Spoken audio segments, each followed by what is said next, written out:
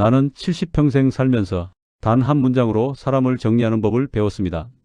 곁에 두면 안 되는 사람은 당신이 힘들 때 나타나지 않고 당신이 괜찮을 때만 찾아오는 사람이다. 이 말, 조선시대 실학자 정약용이 18년 유배지에서 깨달은 진리입니다. 그리고 이것은 지금 이 순간 당신 옆에 있는 누군가의 이야기일 수도 있습니다. 오늘 이 영상 끝까지 보시면 당신 인생에서 지워야 할 사람이 누군지 정확히 보이기 시작할 겁니다. 시작하기 전에 정약용 선생님의 이야기 도움이 되신다면 구독과 좋아요 한 번만 눌러주세요. 저는 올해 67세입니다. 돌이켜보면 제 인생에서 가장 힘들었던 순간들은 돈이 없어서도 아니고 건강을 잃어서도 아니었습니다. 가장 아팠던 건 사람 때문이었습니다. 제가 40대 중반이었을 때입니다. 아버지가 돌아가셨습니다. 장례식장에 문상객이 몰려왔습니다. 친척들, 동네 사람들, 오랜 지인들. 그런데 이상한 일이 벌어졌습니다. 평소에 안부 한번 묻지 않던 사람들이 그날따라 눈물을 흘리며 말했습니다. 형님, 무슨 일 있으면 언제든 연락해. 우리가 남인가 도와줄 테니 걱정 마. 저는 그때 감동했습니다. 역시 사람은 어려울 때 알아보는 거구나. 그런데 장례가 끝나고 한 달이 지나자 그 사람들은 아무도 연락하지 않았습니다. 제가 먼저 전화를 걸었습니다. 형, 그때 말씀하신 거 기억나시죠? 사실 제가 지금 그 순간 전화기 너머로 들린 목소리는 차가웠습니다. 아, 그게 요즘 나도 좀 어려워서 말이야. 미안한데 다음에 다시 연락해. 그리고 그 다음은 오지 않았습니다. 저는 그때 깨달았습니다. 사람은 두 종류가 있다는 것을. 당신이 힘들 때 함께 아파하는 사람, 당신이 괜찮을 때만 옆에 있는 사람. 정약용은 이렇게 말했습니다. 사람을 볼 줄 아는 눈이 없으면 평생 이용당하며 살게 된다. 이 말, 남의 이야기가 아닙니다. 지금 이 순간 당신 주변에도 그런 사람이 있습니다. 여기서 화면 끄시면 안 됩니다. 이제부터가 진짜입니다. 첫 번째 유형입니다. 말만 앞서는 사람. 이 사람들의 특징은 명확합니다. 입으로는 천하를 다 해줄 것처럼 말하지만 막상 행동은 하나도 없습니다. 제 친구 이야기를 들려드리겠습니다. 그 친구는 60대 초반에 작은 식당을 시작했습니다. 평생 모은 돈을 쏟아부었습니다. 오픈 전날 동네 친구 하나가 찾아왔습니다. 야, 내가 사람 많이 데려올게. 손님 걱정은 하지 마. 내가 홍보 확 해줄 테니까. 그 친구는 고마웠습니다. 그래, 고맙다. 내가 도와주면 정말 큰 힘이 될 거야. 식당이 오픈했습니다. 그런데 그 친구는 오지 않았습니다. 한 달이 지나고 두 달이 지나고 석 달이 지났습니다. 제 친구가 먼저 연락했습니다. 야, 그때 말한 거 있잖아. 언제 한번 들을 거야? 그러자 이런 대답이 돌아왔습니다. 아, 미안해. 요즘 바빠서 말이야. 조만간 갈게. 꼭 갈게. 그 조만간은 1년이 지나도 오지 않았습니다. 정약용은 이런 사람을 이렇게 표현했습니다. 말이 많은 사람은 실천이 적고 약속이 가벼운 사람은 신뢰도 가볍다. 이런 사람들의 특징이 있습니다. 첫째, 필요 없을 때는 연락이 잦습니다. 요즘 어떻게 지내? 우리 언제 한번 밥 먹자. 형님, 건강은 괜찮으세요? 이런 말들이 수시로 날아옵니다. 그런데 정작 당신이 형, 나 좀 도와줘라고 말하는 순간 그 사람은 사라집니다. 둘째, 항상 이유가 있습니다. 요즘 집안이 좀 어려워서. 나도 지금 상황이 안 좋아서. 다음에 여유 생기면 꼭 도와줄게. 이유는 항상 타당해 보입니다. 그래서 당신은 또 기다립니다. 하지만 그 다음은 절대 오지 않습니다. 셋째, 당신이 성공하면 다시 나타납니다. 만약 당신의 식당이 잘 되기 시작하면, 만약 당신이 복권에 당첨되면, 만약 당신에게 좋은 일이 생기면 그 사람은 다시 나타나서 말합니다. 형님, 그때 제가 도와주겠다고 했잖아요. 우리 사이에 이런 것 가지고 뭐. 이런 사람 당신 주변에도 있습니다. 그리고 당신은 알면서도 또 그 사람에게 기대를 겁니다. 왜냐하면 외로우니까. 그렇게 우리는 평생 이용당하며 삽니다. 지금 이 장면 반드시 기억하세요. 이제부터 더 무서운 유형이 나옵니다. 두 번째 유형입니다. 필요할 때만 찾는 사람. 이 사람들은 더 치밀합니다. 왜냐하면 당신이 필요한지 아닌지를 정확히 계산하기 때문입니다. 제가 직접 겪은 일입니다. 저는 50대 초반에 작은 회사를 운영했습니다. 직원이 많지는 않았지만 그래도 동네에서는 어느 정도 알려진 사업체였습니다. 그때 20년 넘게 연락이 끊겼던 고등학교 동창이 연락을 해왔습니다. 야, 나 기억나? 우리 2학년 때 같은 반이었잖아. 나 요즘 서울에서 사업하는데 내가 생각나더라고. 저는 반가웠습니다. 그래, 기억하지. 잘 지냈어? 그 친구는 한동안 안부를 물었습니다. 그러다가 슬쩍 말을 꺼냈습니다. 야, 사실은 내가 지금 사업 자금이 좀 필요해서 그러는데 내가 좀 도와줄 수 있을까? 금액은 적지 않았습니다. 하지만 저는 그 친구를 믿었습니다. 그래, 얼마나 필요한데? 좀 기다려봐. 내가 알아볼게. 저는 그 친구에게 돈을 빌려줬습니다. 그리고 그 친구는 사라졌습니다. 한 달이 지나고 석 달이 지나고 반년이 지났습니다. 제가 전화를 걸었습니다. 야, 돈 언제 줄 수 있어? 그 친구는 이렇게 답했습니다. 아, 미안해. 요즘 사업이 안 풀려서 말이야. 조금만 더 기다려줘. 꼭 갚을게.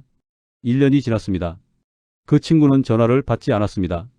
그러다가 제가 사업을 정리하고 은퇴했다는 소문이 돌았습니다. 그 순간 그 친구는 완전히 연락을 끊었습니다. 정약용은 이렇게 말했습니다. 사람은 쓸모가 있을 때만 가까이 하고 쓸모가 없어지면 떠나간다.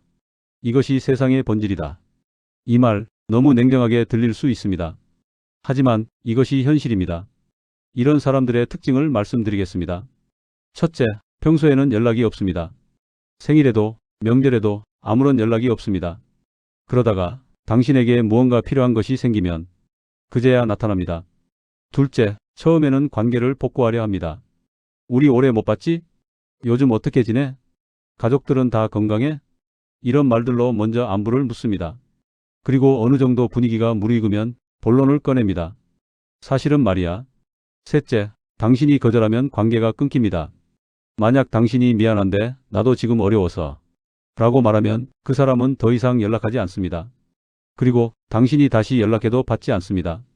왜냐하면 당신은 이제 쓸모없는 사람이 되었기 때문입니다. 이런 일 당신도 겪어보셨을 겁니다. 친척 중에, 친구 중에, 심지어 가족 중에도 이런 사람이 있습니다. 그리고 우리는 그 사람을 미워하면서도 또 기다립니다. 혹시 다음에는 달라지지 않을까? 혹시 내가 오해한 건 아닐까? 그렇게 우리는 평생 상처받으며 삽니다. 이 이야기 남 얘기 아닙니다. 이제 가장 위험한 유형이 나옵니다. 세 번째 유형입니다. 죄책감을 이용하는 사람. 이 사람들이 가장 위험합니다. 왜냐하면 당신의 착함을 무기로 만들기 때문입니다. 제 아는 분의 이야기를 들려드리겠습니다. 그분은 65세 여성입니다. 평생 성실하게 살았습니다. 남편과 함께 작은 가게를 운영하며 자식 셋을 키웠습니다. 그런데 둘째 아들이 문제였습니다. 그 아들은 40대 중반인데도 제대로 된 직장을 가진 적이 없습니다. 사업을 한다며 돈을 빌려갔다가 망하기를 반복했습니다. 어머니는 매번 도와줬습니다. 엄마, 이번이 마지막이야. 이번 사업만 되면 진짜 성공할 수 있어. 엄마, 나만 믿어줘. 그렇게 10년이 지났습니다. 그러던 어느 날 어머니가 더 이상 도와줄 수 없다고 말했습니다. 아들아, 미안하지만 이번엔 안 돼. 엄마도 이제 늙었어. 더 이상 여유가 없단다. 그러자 아들이 말했습니다. 엄마는 형이랑 누나는 그렇게 도와줬으면서 왜 나만 안 도와줘? 엄마, 나 때문에 힘들어? 그럼 나 죽을까? 엄마가 날 포기하는 거지? 이 말을 들은 어머니는 가슴이 무너졌습니다. 내가 자식을 포기하는 건가? 내가 나쁜 엄마인가? 결국 그 어머니는 또 돈을 빌려줬습니다. 정약용은 이렇게 말했습니다. 착한 사람이 이용당하는 이유는 그들이 죄책감을 느끼기 때문이다. 이 말이 정확히 이런 상황을 설명합니다. 죄책감을 이용하는 사람들의 특징을 말씀드리겠습니다. 첫째, 당신의 거절을 개인적인 공격으로 만듭니다. 내가 그렇게 만만해 보여? 우리 사이가 이 정도밖에 안 되나? 나한테 실망했어. 이런 말들로 당신이 거절한 것이 마치 큰 잘못인 것처럼 만듭니다. 둘째, 과거를 들먹입니다. 예전에 내가 너 도와준 거 기억 안 나? 그때 내가 없었으면 어떻게 됐을 것 같아? 은혜를 원수로 갚는구나. 과거의 도움을 끊임없이 상기시키며 당신에게 빚진 사람이라는 느낌을 심어줍니다. 셋째, 감정적인 협박을 합니다. 나 죽으면 후회할 거야. 내가 이렇게 된 게 다 누구 때문인데? 너 때문에 내 인생이 망가졌어. 이런 말들로 당신에게 극도의 죄책감을 느끼게 만듭니다. 그리고 당신은 그 죄책감을 이기지 못하고 또다시 그 사람을 도와줍니다. 이런 사람 당신 주변에도 있습니다. 자식일 수도 있고 형제일 수도 있고 오랜 친구일 수도 있습니다. 그리고 가장 슬픈 건 당신이 그 사람을 미워할 수 없다는 겁니다. 왜냐하면 당신은 착한 사람이니까.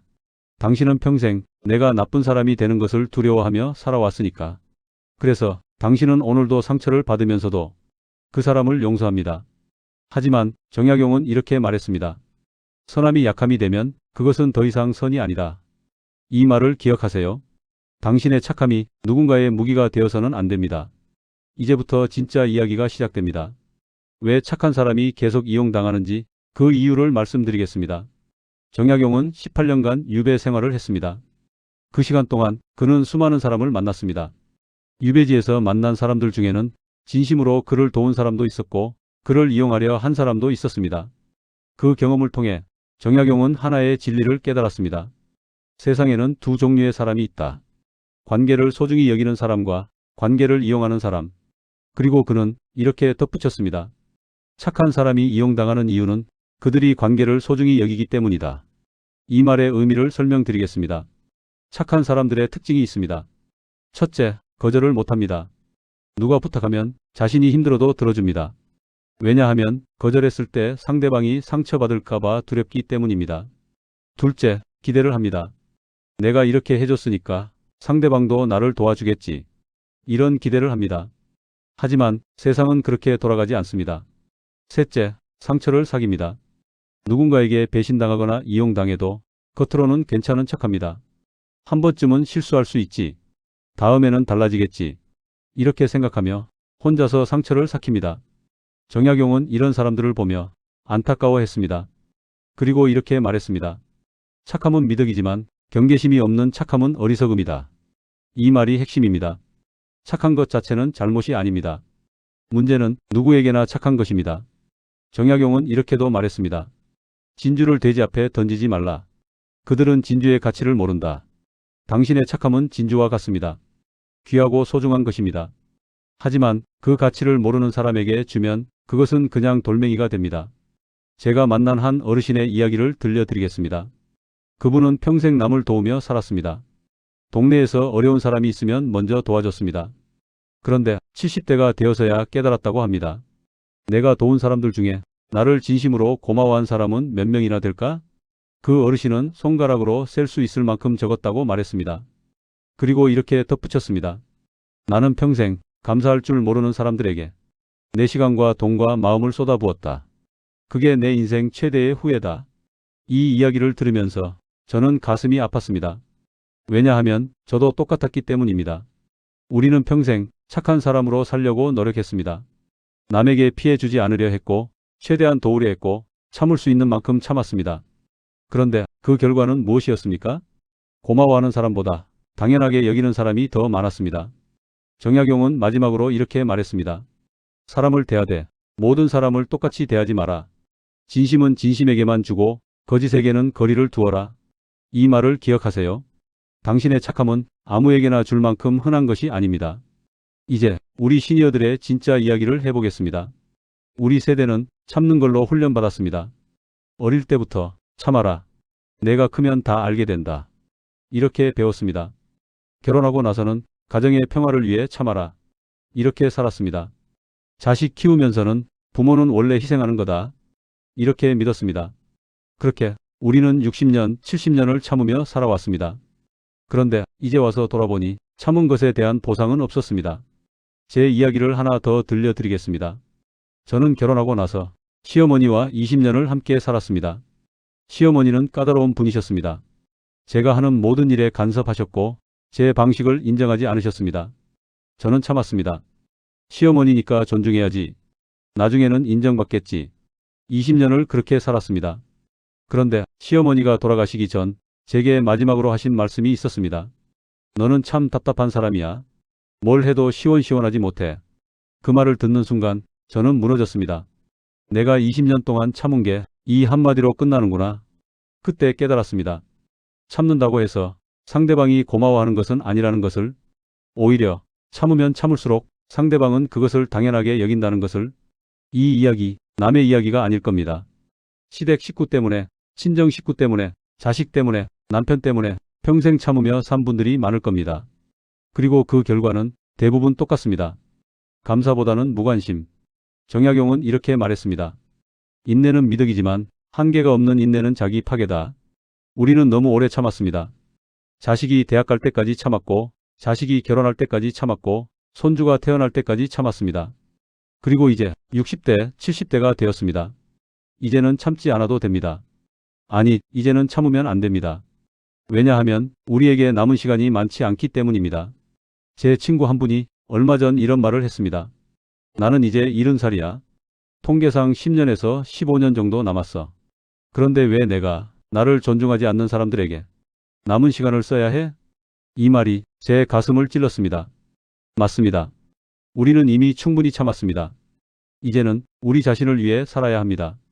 정약용은 말년에 이렇게 말했습니다. 인생의 마지막 시간은 가장 소중한 사람들과만 보내야 한다. 이 말이 무엇을 의미하는지 이제 아시겠습니까? 우리에게 남은 시간은 더 이상 참고 희생하고 이용당할 시간이 아닙니다. 진심으로 우리를 아끼는 사람들과 편안하게 웃으며 보낼 시간입니다. 이제 당신의 인생을 되찾을 시간입니다. 마지막 챕터입니다. 여기서부터가 진짜 중요합니다. 여기서 외계소까지 오셨다면 당신은 이미 알고 있을 겁니다. 당신 곁에 지워야 할 사람이 누구인지. 하지만 아는 것과 실천하는 것은 다릅니다. 정약용도 그것을 알았습니다. 그래서 그는 이렇게 말했습니다. 사람을 끊는 것은 미움이 아니라 자기 자신을 지키는 것이다. 이 말을 천천히 되새겨 보세요. 당신이 누군가와 거리를 두는 것은 그 사람을 미워해서가 아닙니다. 당신 자신을 지키기 위해서입니다. 저는 65세에 처음으로 사람을 정리했습니다. 20년 넘게 알고 지낸 친구였습니다. 그 친구는 항상 제게 부탁만 했습니다. 돈을 빌려달라, 도와달라, 대신해달라. 저는 항상 들어줬습니다. 하지만 어느 날 제가 그 친구에게 부탁을 했을 때 그 친구는 이렇게 말했습니다. 야, 나도 바빠. 내일까지 신경 쓸 여유가 없어. 그 순간 저는 깨달았습니다. 이 사람에게 나는 필요할 때만 쓰는 도구였구나. 그래서 저는 그 친구와 연락을 끊었습니다. 처음에는 죄책감이 들었습니다. 내가 너무 이기적인 건 아닐까? 하지만 시간이 지나면서 깨달았습니다. 그 사람이 없어도 내 인생은 아무 문제가 없다는 것을. 오히려 마음이 더 편해졌습니다. 정약용은 이렇게 말했습니다. 진정한 관계는 서로를 힘들게 하지 않는다. 이 말이 진리입니다. 만약 어떤 관계가 당신을 계속 힘들게 한다면 그것은 유지할 가치가 없는 관계입니다. 나이가 들수록 우리는 더 냉정해져야 합니다. 냉정하다는 것은 냉혹하다는 뜻이 아닙니다. 현명하다는 뜻입니다. 이제부터 당신이 해야 할 일을 말씀드리겠습니다. 첫째, 사람을 구분하세요. 당신 주변 사람들을 세 그룹으로 나누세요. 진심으로 당신을 아끼는 사람, 필요할 때만 찾는 사람, 당신을 이용하는 사람. 1번 그룹은 소중히 하세요. 2번 그룹은 거리를 두세요. 3번 그룹은 과감히 정리하세요. 둘째, 거절하는 법을 배우세요. 누군가 부탁할 때 무조건 들어주지 마세요. 미안하지만 이번엔 도와줄 수 없어. 이 한마디가 당신의 인생을 바꿉니다. 처음에는 어색하고 죄책감이 들 겁니다. 하지만 몇 번 하다 보면 익숙해집니다. 그리고 놀라운 일이 벌어집니다. 당신이 거절했을 때 진짜로 당신을 아끼는 사람은 화내지 않습니다. 오히려 이해합니다. 반면 화를 내는 사람은 처음부터 당신을 이용하려 했던 사람입니다. 셋째, 당신의 시간을 아끼세요. 우리에게 남은 시간은 생각보다 적습니다. 통계적으로 60세 이후 건강하게 활동할 수 있는 시간은 1015년 정도입니다. 이 소중한 시간을 당신을 힘들게 하는 사람들에게 쓰지 마세요. 대신 당신을 웃게 만드는 사람들과 보내세요. 정약용은 인생 말년에 아들에게 이런 편지를 썼습니다. 세상에서 가장 큰 효도는 부모가 편안한 노년을 보내게 하는 것이다. 그리고 세상에서 가장 큰 불효는 부모의 노년을 불안과 걱정으로 채우는 것이다. 이 말을 당신 자신에게 적용해 보세요. 당신 자신에게 편안한 노년을 선물하세요. 그것이 당신이 당신 자신에게 할 수 있는 가장 큰 선물입니다. 마지막으로 제가 가장 하고 싶은 말을 하겠습니다. 당신은 충분히 착하게 살았습니다. 이제는 당신 자신을 위해 살아도 됩니다. 그것은 이기적인 것이 아닙니다. 그것은 당신이 마땅히 누려야 할 권리입니다. 정약용이 유배에서 풀려나 고향으로 돌아갔을 때 그가 가장 먼저 한 일이 무엇인지 아십니까? 그는 자신을 배신했던 사람들을 찾아가지 않았습니다. 복수하지도 않았습니다. 대신 자신을 끝까지 믿어줬던 가족들과 조용히 시간을 보냈습니다. 그리고 이렇게 말했습니다. 인생에서 가장 중요한 것은 누구를 만나느냐가 아니라 누구와 끝까지 함께 하느냐다. 이 말을 기억하세요. 이제 당신도 정리할 시간입니다. 곁에 두면 안 되는 사람 이제 보내주세요. 그리고 진짜 소중한 사람들과 남은 시간을 채워가세요. 당신의 인생은 다른 누구의 것도 아닌 오직 당신의 것입니다. 그 인생을 이제는 당신 스스로 아껴야 합니다. 정약용의 마지막 말을 전하며 이 영상을 마치겠습니다. 사람은 늙을수록 현명해져야 한다. 현명함이란 모든 것을 아는 것이 아니라 무엇을 버려야 하는지 아는 것이다. 당신도 이제 현명해질 시간입니다. 오늘 이 영상이 당신 인생에 작은 변화를 가져오길 바랍니다. 여기까지 봐주셔서 고맙습니다. 당신의 남은 인생이 진심으로 행복하기를 바랍니다.